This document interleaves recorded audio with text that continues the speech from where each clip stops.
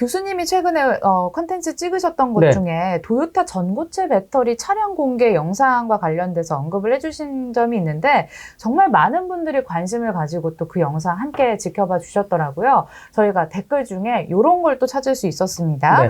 가장 많은 궁금증이 도요타가 앞선다, 아니다, 현대차랑 기아가 낫다 등등 있었는데 그중 한 분이 이런 얘기를 하셨어요. 특허가 가장 많은 도요타 그리고 vs 상용화 단계에 근접한 국내 배터리 3사 중에 누가 더 앞설까요? 이런 질문이었는데 실제로 저는 네. 글쎄요, 도요타 하게 되면 제가 가장 많이 또 아는 기업 중에 하나입니다. 왜냐면은 제가 자동차과를 만들 때 제일 먼저 이 도요타 본사하고 MOU를 체결했어요. 유일하게 국내에서. 그러다 보니까 도요타 본사를 많이 갔어요. 네. 예. 나고야 가고 밑에 도요다시도 자주 가고. 현장 방문까지. 맞습니다. 현장 방문을 두세 번을 했기 때문에. 그리고 국내하고도 관계를 해서 그쪽 관련 자료를 굉장히 많이 섭렵을 했죠. 그래서 뭐 도요타 웨이라든지 TPS라든지 뭐 린 생산 방식 등등 해가지고 그거의 특강도 굉장히 많이 해줬던. 그래서 도요타의 시스템을 너무 잘 알죠. 근데 아마 며칠 전에 이 아키오 회장이 발표한 거 아마 얘기 들으셨을 거예요. 일본 정부가 다른 국가 평균치에 비해서 내연기관 종식 선언이 늦은 게 일본이거든요. 네. 일본은 2050년에 내연기관차 판매를 못하게 하겠다. 2050년이면요. 다른 기업에 비해서 10년, 15년이 뒤진 거예요. 네, 제가 몇 살 때가 돼야 2050가 한참 저는 있을지 잘 모르겠어요. 그건 잘 모르겠는데. 아닙니다. 네. 네, 하여튼 근데 그런 발표를 하면서도 일본이 다른 국가에 비해서 늦게 내연기관차 종식 선언을 한다고 발표를 하는데도 그거 자체를 반발하는 게 아키오 회장이에요. 다시 말하면요. 진짜요? 전기차 아직 아니다. 아직 내연기관차고 하이브리드차가 이게 중심이다라고 주장을 하고 있고요. 생산도 800만 대, 그리고 일자리 자체도 500에서 700만 일자리가 없어진다. 이렇게 발표를 했거든요. 이런 얘기를 굉장히 많이 하고 있고 강조를 하고 있는데 이게 도요타만의 문제가 아니라 혼다나 닛산 다 그렇다는 얘기입니다. 일본 차가 일본 빅3가 다 그러는 거예요. 그러니까 전기차 개발을 거의 안 하고 있어요. 지금 일본 빅3에서 나오는 전기차 없습니다. 닛산의 리프 하나만 있거든요. 근데 닛산 리프는 10년 전에 초기에 나왔던 모델이고요. 지금 업그레이드가 안 됐기 때문에 닛산은 리프는 언급도 못 해요. 지금 판매도 안 돼요, 잘. 그래서 일본 전기차는 없다고 보셔도 돼요. 하이브리드 차만 올인하는 거예요. 근데 시대가 너무 빠르거든요. 제가 전기차 협회장에서 얘기하는 게 아니라 저도 전기차 아직 안 몰거든요. 근데 전기차 흐름이 너무 빨라요. 그리고 내연기관차보다 단점이 전기차가 없어지면서 보급 속도가 기하급수로 증가를 하고 있고 세계 시장이 요새 보면 전시대 모터쇼도 모빌리티 쇼로 바뀌었잖아요. 네. 얼마 전에 프랑크푸르트 모터쇼 없어졌잖아요. 네. 그래서 이거 대신 미네로 장소 옮기고 IAA 모빌리티 쇼라고 이름도 바꿨잖아요. 전기차만 전시하고 내연기관차 전시 안 합니다. 근데 왜 이렇게 일본은 그래서 뒤졌다는 거예요. 그래서 일본이 걸까요? 참 걱정이 되니까 간혹 보면 갈라파고스 같은 정책이 있어요. 갈라파고스라는 게 혼자만 하다가 도태돼 버리는 거예요. 그래서 홀딱 망한 게 굉장히 많아요. 전자 쪽도 마찬가지였거든요. 지금 이 선택이 앞으로 미래에서 일본의 입지가 굉장히 줄어들 겁니다. 누구는 쉽게 얘기를 합니다. 전기차 개돼지 만든다. 맞아요. 초등학생도 만들어요. 바퀴, 모터, 배터리만 있으면 돼요. 네. 자동차 장난감이 바로 전기차예요. 시스템이 안전을 전제로 한다는 거죠. 그래서 전기차의 완성도 좋게 만들어서 이걸 호흡하기 위한 이런 전기차 만드는 기업은요. 제대로 만드는 전기차는 현대차 그룹, GM, 폭스바겐, 테슬라뿐이 없습니다. 나머지들은요. 전용 플랫폼이라고 전기차 전용 플랫폼이라고 나오는 게 완성도가 굉장히 떨어져요. 그래서 이 GMP라는 현대차를 제가 칭찬하는 게 물론 이제 SNS에 흉기차도 많이 부르고 있는데 현대차가 작년부터 나오는 이 내연기관차도 그렇지만 특히 전기차 같은 수준이요. 글로벌 시장에 아무 데나 내놔도 얼마든지 통할 수가 있습니다. 아까 미국 시장 말씀드렸잖아요. 이거 일본 시장 궁금하지 않으세요? 네. 일본 시장 우리나라 차가 왜 못 들어가지 이런 얘기 하시잖아요. 네, 네. 20년 전에 소나타를 진출시키면서 배영준을 홍보대사로 썼어요. 홀딱 망했거든요. 왜 그렇게 폐쇄적이죠? 일본은 굉장히 폐쇄적이고 배타적입니다. 그리고 해외 차도 BMW, 벤츠도 13%까지 올라온 적이 있었는데 7, 8%로 점유율이 떨어질 정도로 굉장히 배타적이에요. 생각해보니까 여행 가면 네. 뭐 BMW 진짜 뭐 현대 기아차보다 자국차 그리고 되게 소형차들이 많이 다녔던 기억이 맞습니다. 나요. 일반 경차는 종류가 50가지가 넘고 점유율이 37%고 일본은 주차장이 이 보유를 안 하면 차를 구입 못 하거든요. 네. 그래서 주차장을 의무화되어 있죠. 그리고 차 폭도 좁고 그렇기 때문에 중형차인 소나타가 완성도 떨어지면서 가면 이미지가 떨어지고 실패할 수밖에 없어요. 시장이 안 맞는다는 거죠. 그리고 일본 사람들이 20년 전만 하더라도 대한민국 차를 2등 국민이 만든 차라는 이미지가 컸어요. 아이고. 현대차 자체가 미쓰비시 시스템을 가지고 성장한 그룹이기 때문에 그런 것들을 머릿속에 가지고 있어요. 근데 지금 아이오닉 5나 EV6가 만약에 일본에 들어간다. 대박 납니다. 전 자신할 정도예요. 차가 없어요. 지금 차가 없어서 그렇지. 차량용 반도체가 부족하지 않습니까? 그런 측면에서 그런 부분들이 앞으로 커지지 않을까 이렇게 좀 보고 있는데요. 나름대로 아마 그런 부분들을 아마 고민을 하게 되면 의미가 있고, 그래서 일단 뭐 아까 특허에 대한 말씀을 하셨는데, 전고체 배터리에 대한 부분들은 특허가 많다고 주도권을 지는 건 아니에요.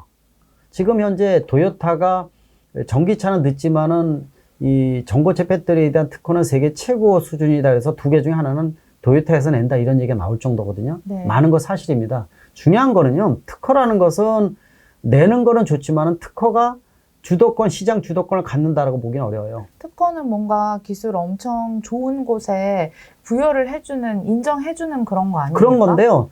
저도 뭐 특허를 많이 가지고 있고 진행을 하고 있지만은 네. 특허라는 것이 일부러 고급 정보는요, 일부러 특허를 안 내요. 왜냐하면 특허를 제출하는 순간 몇 페이지만 보더라도 얘네가 뭐를 하고 있다는 거, 기술의 방향을 금방 알거든요. 네. 제 경쟁자한테 정보만 일러주는 이런 효과뿐이 발생을 안 합니다. 그러다 보니까 특허를 아예 안 내는 경우도 많아요. 아예 고급 정보 같은 경우에는.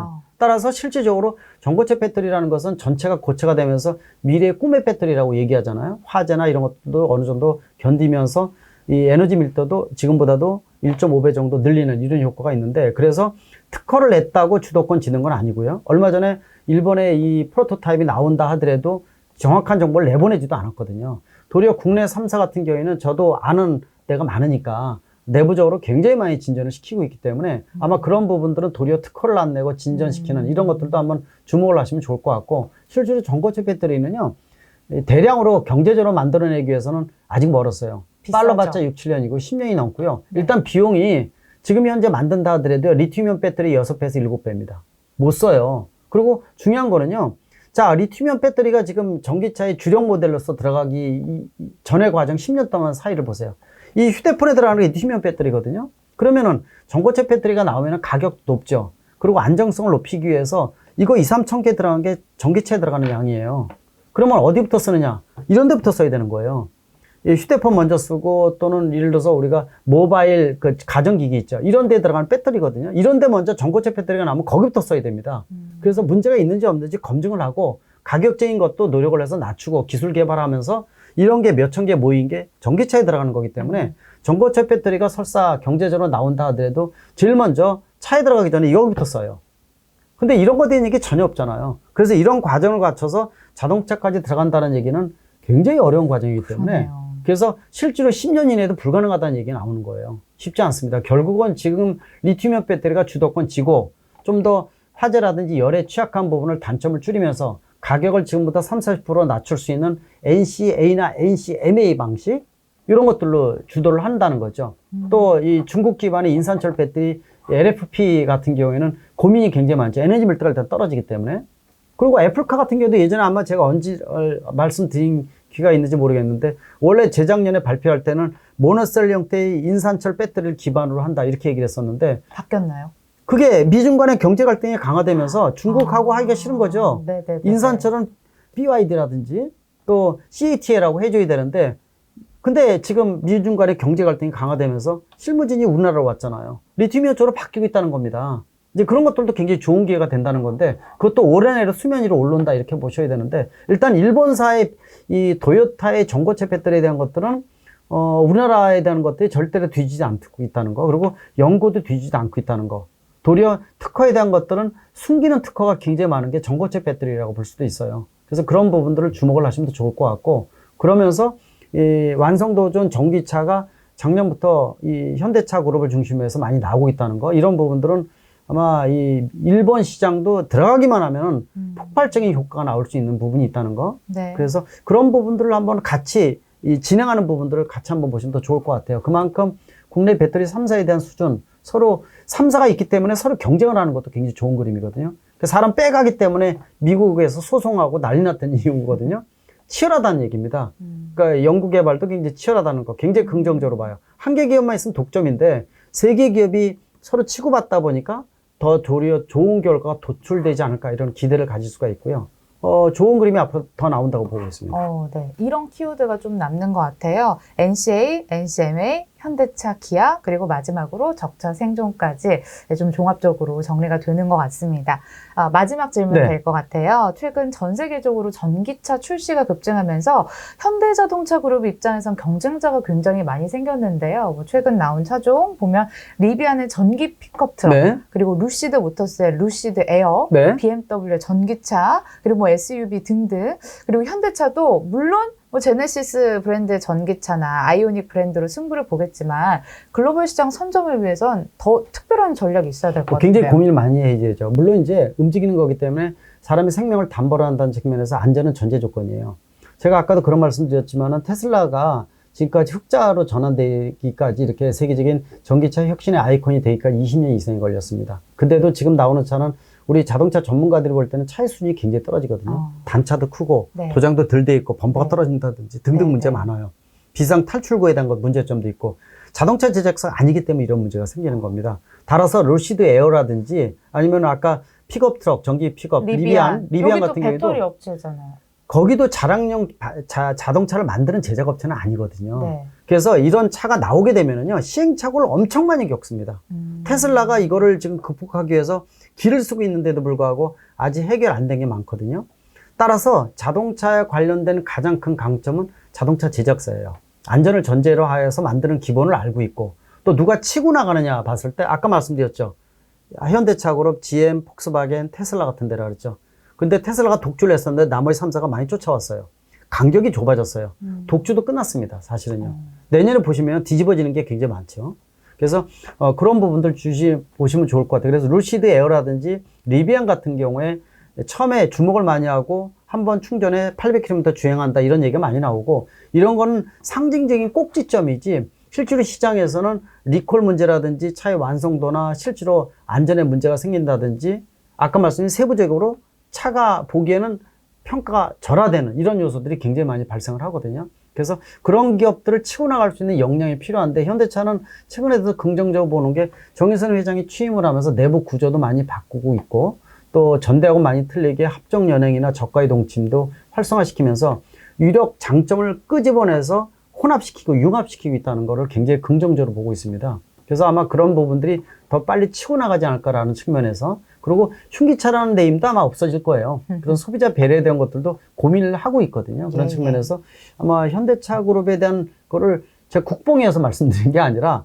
의미 있는 진전이 최근에 들어와서 많이 나오고 있다는 거. 그래서 전기차, 수전기차, 또 자율주행, 또 UAM이라든지 또 이 험로, 특수한 지형에 움직이는 로봇, 우리가 로보빌리티라고 얘기를 하거든요. 로봇과 모빌리티를 합친 합성어 용어인데, 이런 것들도 새로운 시장 창출 측면에서 치고 나가는 부분들이 현대차 그룹이 커지고 있다는 거, 이런 부분들은 앞으로 미래의 어떤 주도권 확보 측면에서 더더욱 의미 있는 행위가 아닌가 이렇게 보고 있습니다. 네, 내년 전기차 시장의 지형 변화에 있어서 현대자동차의 그 역할 굉장히 중요할 것 같습니다. 그럼에도 일본이 뭐 전 세계 시장에서 기술이 가장 좋다라는 평가도 있는데, 마음만 먹으면 전기차 시장도 금방 뛰어들 수 있는 건 아닌지. 그런 얘기를 많이 하는데요. 쉽지 않다는 걸 분명히 말씀드리고자 합니다. 왜 그러냐면은 이 전기차라는 거는요, 아까 말씀드린 대로 누구나 다 만들 수 있어요.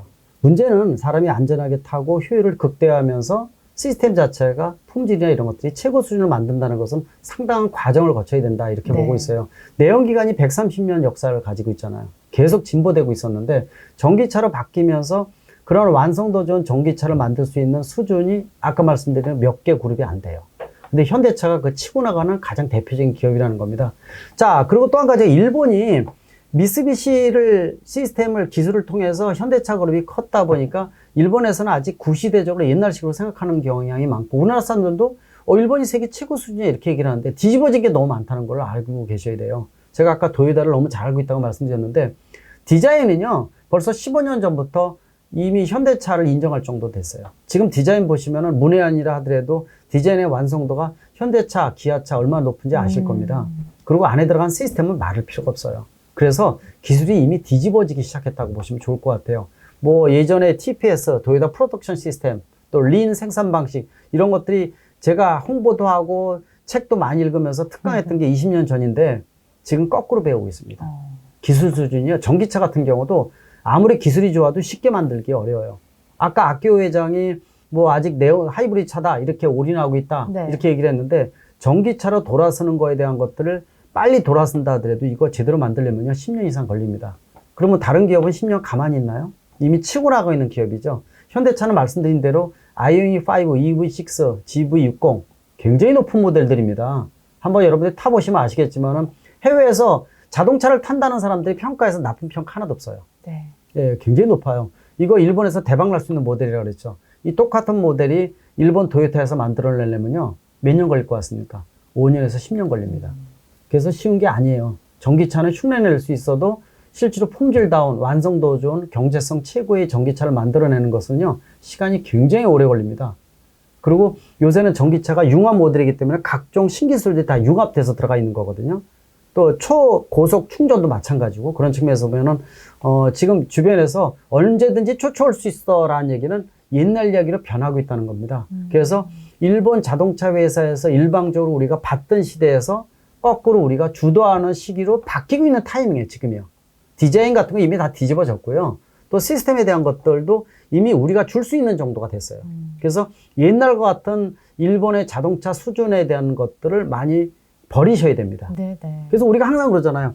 우리 언제 선진국 이러는데 우리가 선진국이에요. 네. 왜냐? 그 말을 하도 몇십 년 진행하다 보니까 우리가 선진국인데 그거를 모르고 있었던 거죠. 자동차 수준도 이제는 틀려졌다고 보시면 될 것 같아요. 그런 측면에서 세계를 어깨를 나란히 할 정도의 이 리더로 도약을 했다. 그리고 총수가 그런 개념을 갖고 진행을 하고 있다는 거에서 또 그런 부분들을 주목을 하시면 좋을 것 같으니까 일본에 대한 부분들은 우리가 주도할 수 있는 키를 쥐고 있다는 거.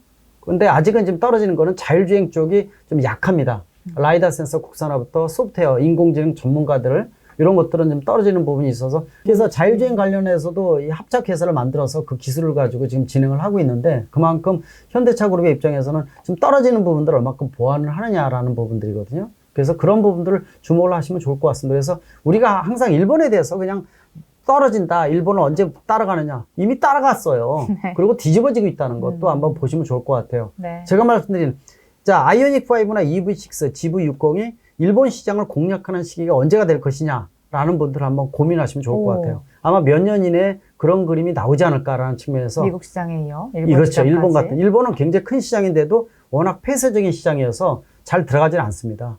근데 이번에는 그만큼 가질 그런 요소들이 우리가 많으니까 뒤집어졌다는 걸 인식에 심어줄 필요가 있습니다.